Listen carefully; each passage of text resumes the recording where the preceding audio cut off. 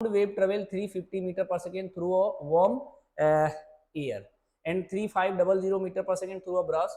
The wavelength of 700 hertz acoustic wave as enter the brass क्या है warm air. ठीक है, इतना acoustic wave enters the brass from warm air. तो मैं आपको एक तरीका बताता हूँ, यहाँ ऐसे लाइन खींच लिया करो, वेव जो है ऐसे जा रही है, ठीक है भाई, कहाँ से जा रही है, फ्रॉम वार्म एयर, ये एयर है, कहाँ किस में जा रही है, ब्रास में. आराम से समझना, जब भी जल्दीबाजी करने का प्रयास करोगे तो थोड़ा सा मिस्टेक हो जाएगा.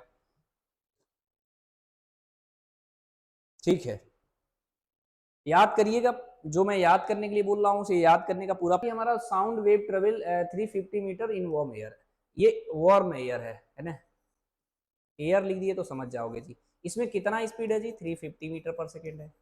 इसमें कह रहा है तो ब्रास, इसमें कितना है, 3500 मीटर पर सेकेंड है. इसकी फ्रीक्वेंसी जो है कितना है, the wavelength of 700 hertz acoustic wave enters in the brass from the frequency दिया है. तो अभी मैंने बताया जो वेव की जो फ्रीक्वेंसी है वो सोर्स पे डिपेंड करता है. जब सोर्स चेंज होगा तभी फ्रीक्वेंसी चेंज होगा, अदरवाइज फ्रीक्वेंसी चेंज नहीं होगा. अब इसमें ना कह देना फ्रीक्वेंसी ये नहीं कभी चेंज होता है, ये लाइट वेव नहीं पढ़ रहे हम लोग, मैकेनिकल वेव पढ़ रहे हैं. जब सोर्स चेंज होगा हमारा, जहां से वेव जनरेट हो रही है, तो फ्रीक्वेंसी बदल सकती है.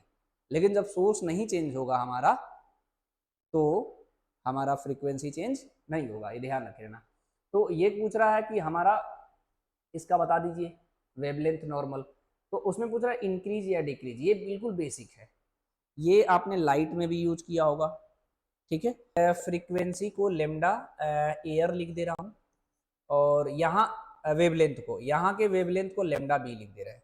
एक चीज पता है आपको, वेव का जो स्पीड होता है वो v इक्वल टू होता है एफ लेमडा. फ्रीक्वेंसी मैंने बोला तो चेंज ही नहीं होगा, यानी v directly proportional to lambda हो जाएगा, सीधी सी बात. तो अगर हमें इसे निकालना होगा तो आसानी से निकाल सकते हैं. कैसे, अगर हम निकालेंगे, मान लीजिए b ऊपर लेते हैं, lambda B divided by lambda A, तो ये क्या हो जाएगा, V B divided by V A हो जाएगा.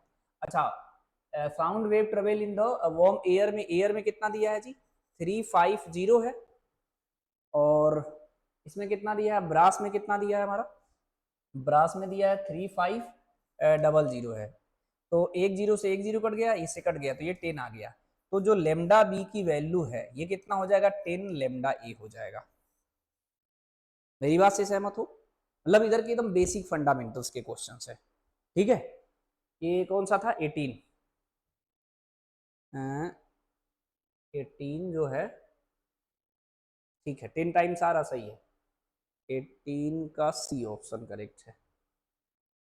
समझे जी, हाँ, देख रहे, मतलब ऐसे भी क्वेश्चन आ रहा है basic, v equal to F lambda लगा दो, सॉल्व कर लो. यानी इसमें जो ब्रॉस की वेवलेंथ है वो क्या है हमारा जी, 10 टाइम्स है एयर की वेवलेंथ की.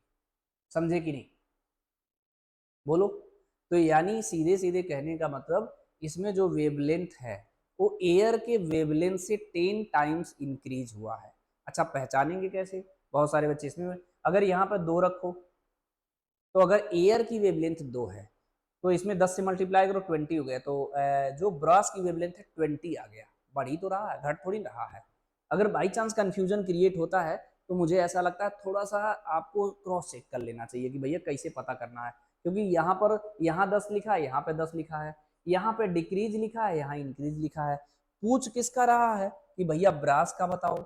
कंपेयर किससे करना है, एयर वाले से कंपेयर करना है, इसीलिए मैंने बी को ऊपर लिया. तो ये आ गया 10 लेमडा ए, यानी एयर के वेवलेंथ से 10 टाइम्स हो गया है, यानी इंक्रीज हुआ है. यानी इसका हमारा सी ऑप्शन करेक्ट है. जल्दी